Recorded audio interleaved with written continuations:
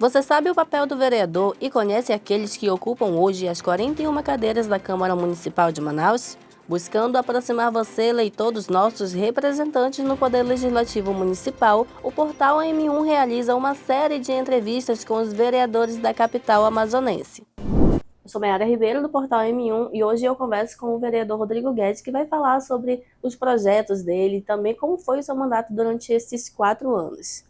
Bem-vindo, vereador. Muito obrigado pelo convite, pela oportunidade. Antes de tudo, gostaria que o senhor se apresentasse para o nosso público. Bom, eu sou Rodrigo Guedes, vereador de Manaus hoje, com muita honra, pai da Antonella, filho do finado Zito e da Lília.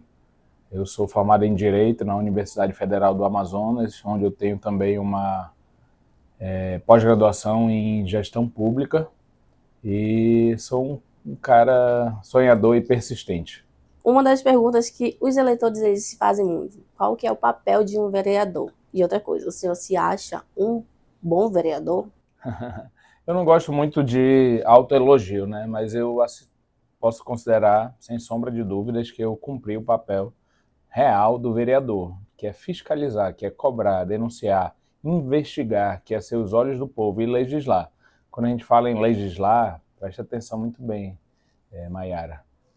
Não é só apresentar projeto de lei, é saber legislar, é olhar os projetos de lei, saber ter qualidade na análise, que você logicamente não faz isso sozinho. Aqui circulam, tramitam centenas de projetos de lei, muitos de origem do Poder Executivo. Eu te falo com muita tranquilidade, sem nenhuma intenção de atacar ninguém, mas que se 2, 3 vereadores aqui leem os projetos de lei é muito, tá? Não leem, eu te garanto isso. Hoje nós temos um parlamento totalmente dividido, né? Qual que é a sua posição ali? Eu não considero parlamento dividido, já falei isso algumas vezes, porque eu realmente vejo o prefeito Davi Almeida com uma base muito grande e alguns vereadores que hoje, né, há alguns meses, passaram a não estar mais alinhados com ele, totalmente, mas de forma alguma considero também oposição, tá? Deixando claro. Oposição é aquele que investiga, que olha nas linhas miúdas, que não falta nenhuma votação, porque se faltar pode simplesmente perder a partir daquele voto, que não muda voto, que tem coragem de bater de frente, de cobrar, de se posicionar. Não é só votar um ou outro projeto. Então não considero que está dividido, não, de verdade. O diálogo é difícil com os demais 40 vereadores? Não. Eu acho que eu procurei, acima de tudo, Mayara, fazer um mandato incisivo, mas respeitoso. Eu desagradei bastante aqui muitas vezes os vereadores, ou a coletividade dos vereadores, ou individualmente um ou outro, mas eu procurei sempre ficar, como a gente costuma dizer, dentro das 4 linhas, e sem fazer jogo sujo, falando o que tinha que falar ali na cara, no plenário, sem o jogo sujo. Então eu considero, com raras exceções aqui, gente que parou de falar comigo, aqui dentro mesmo, na Câmara, mas eu procuro ter um relacionamento bem respeitoso com todos eles, porque a política é assim, você pode ter um posicionamento, uma posição, se posicionar de forma veemente, mas tem que respeitar acima de tudo. Na sua opinião, o que falta para que as pautas elas avancem?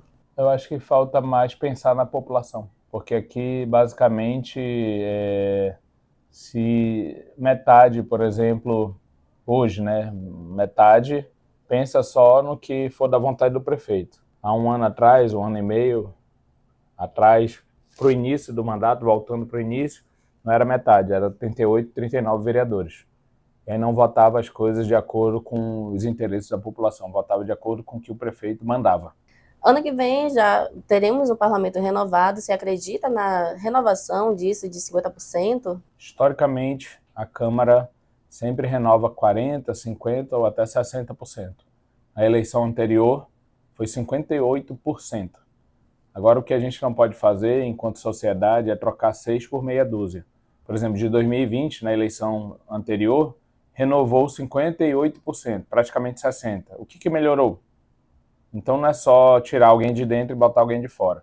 Cadê os compromissos dessa pessoa, eventualmente candidata de fora, de que vai ter um mandato ético, que não vai ser da base do prefeito, que vai ser independente, que vai votar de acordo com os interesses da população, que vai ter compromisso em não votar mordomia, regalia, benefício, privilégio, né? Porque muitos, inclusive, entram com os mesmos métodos. E aí, quando se entra, se concorre fazendo as mesmas coisas, comprando voto, dando rancho, fazendo assistencialismo, através da força de igrejas, não vai mudar. É ilusão. Então, a única coisa que eu peço para a população é que fique muito atento. Inclusive porque quem está fora, às vezes, apresenta também um risco. Pode falar qualquer coisa, não está dentro. Você, cidadão, e você, cidadã, por exemplo, Maiara, você ainda não conseguiu analisar o mandato dele porque ele não teve. Então ele vai jogando ali, ele ou ela, jogando palavras aleatórias, fazendo um discurso bonito. E foi exatamente os que entraram em 2020, estavam falando na campanha e não fizeram no mandato. Então, muito cuidado, não é só com quem está dentro, com quem está fora também. 3 dias de sessão na CMM é pouco ou tá de bom tamanho para os parlamentares e os eleitores? Pois é, eu apresentei um projeto para que fosse todos os dias, né? Só que a gente não conseguiu nem as assinaturas necessárias. Apresentei outro projeto para acabar com o recesso parlamentar do meio do ano que nós estamos agora. Eu, por exemplo, estou aqui, nós estamos nessa entrevista no recesso parlamentar.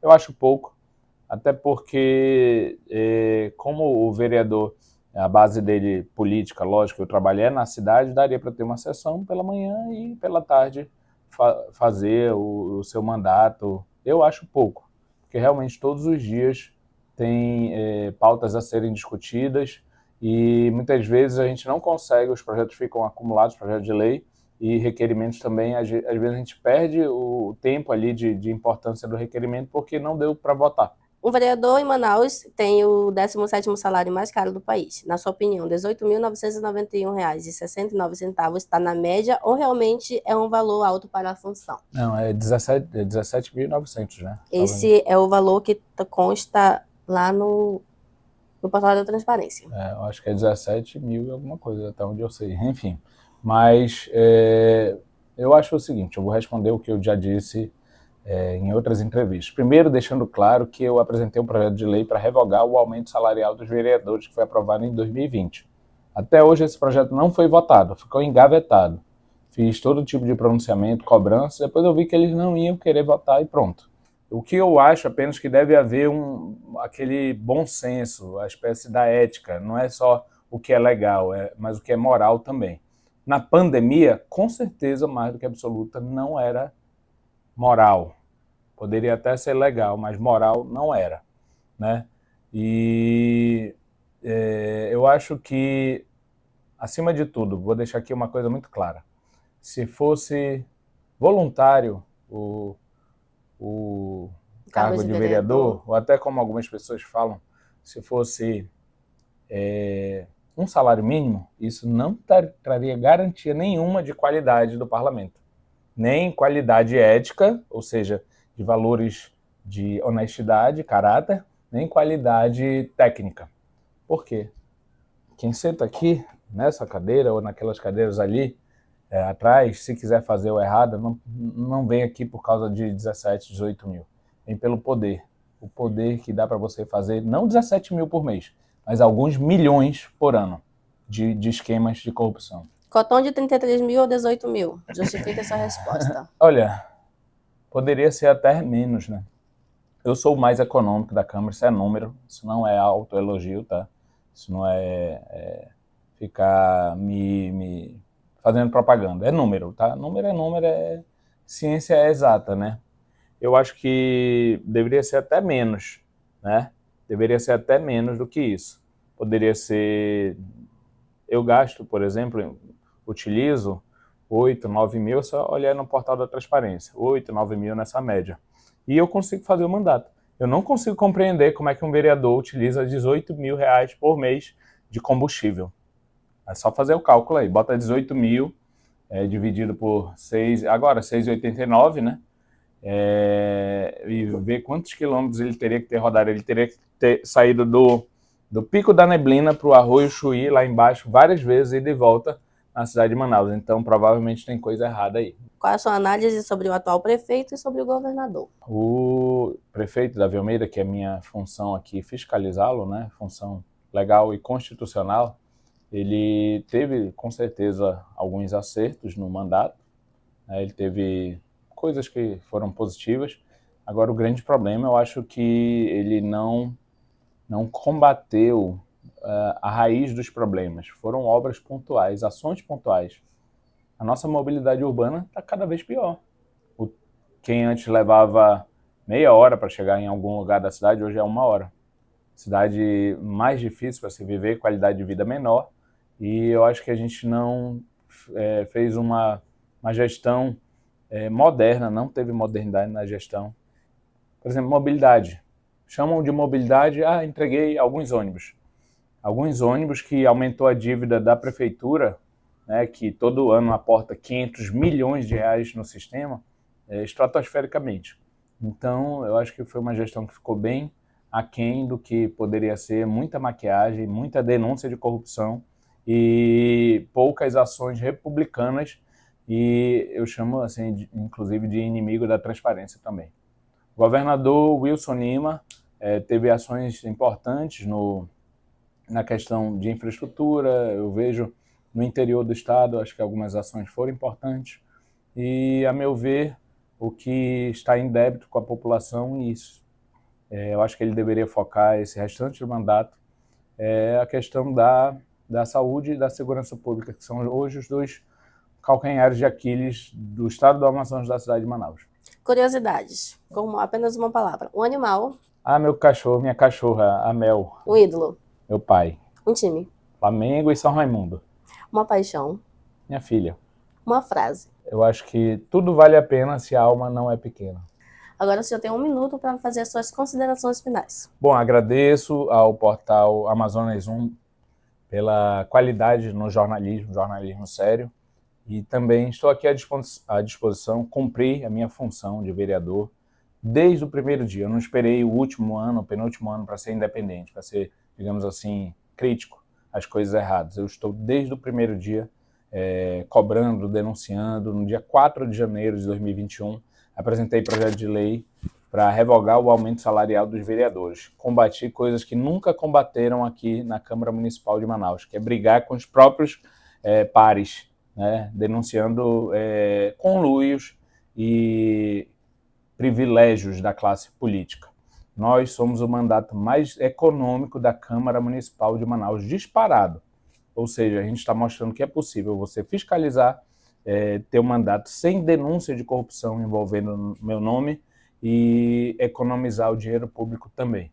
Ou seja, o que alguns ali fora estão prometendo fazer, graças a Deus a gente já está fazendo aqui com afinco, com dedicação e deixando claro que sou o único que nunca faltou nenhuma sessão na Câmara Municipal de Manaus nesse mandato, ou seja, cumprir a obrigação. É uma obrigação sim, mas uma obrigação que só um cumpriu. Nós vamos encerrar por aqui. E para você que nos acompanhou até aqui, fique ligado nas nossas redes sociais. Eu sou Mayara Ribeiro para o portal AM1, informação com qualidade.